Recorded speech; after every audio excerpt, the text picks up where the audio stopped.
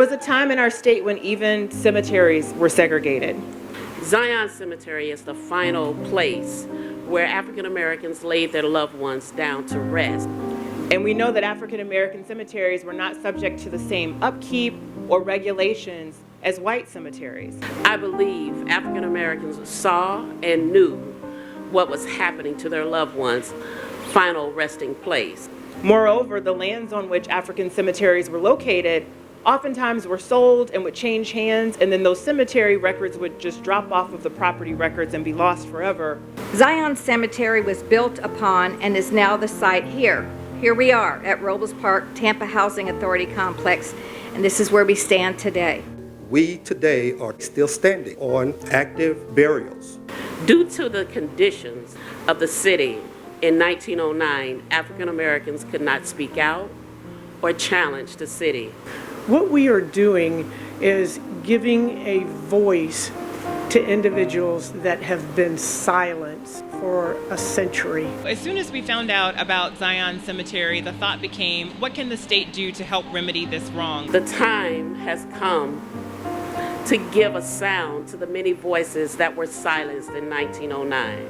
Thanks to the dogged, persistent passion of Ray Reid and the ears of a reporter and Paul Guzzo, who heard this story and brought his professional investigative skills to bear on uncovering what we thought at that time was a historical site. It used to be a black cemetery, but we didn't know that there was bodies still here.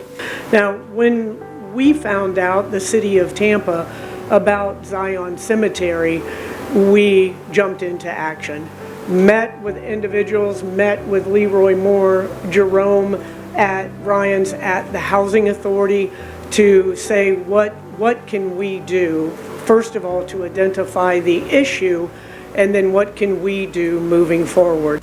And the team that we were able to bring together, you know, in consultation with the city and our elected officials to make sure that we had the right representation for this community. Members of this task force will be charged with developing and recommending strategies that will preserve the history of these hallowed grounds and ensure dignity and respect to the deceased. Now with this task force, we find our chance as a state to work together to think through the best ways to honor those who were lost, but who should never, ever be forgotten. I will just add a perspective from an owner, representing the owner, Tampa Housing Authority, which owns the majority of Zion Cemetery. The right decisions are always the tough decisions.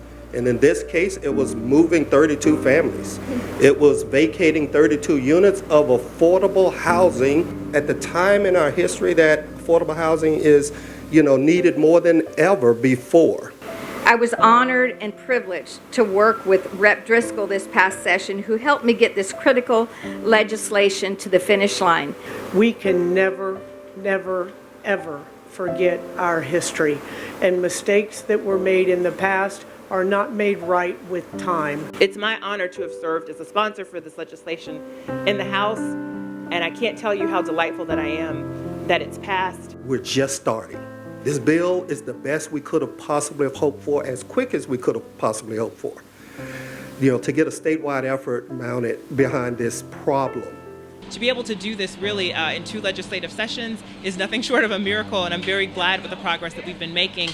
We have to ensure that steps are taken to do the right thing. The bill becomes a law on July 1st, and the task force will meet by August 1st, so this is really getting moving with a very quick start. And we've got a great plan for Robles. Go to newroblespark.com website.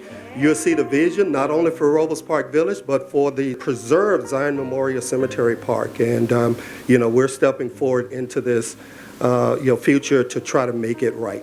I would be remiss if I did not thank all the members of the Black Caucus who made this their priority and spoke to the governor about prioritizing the passage of this bill. I'm looking forward to a day that when we can pass this information along to our children, but we must continue to uncover many cemeteries that are right here in the city of Tampa. So thank you all so much for being here, and I was happy to support that bill.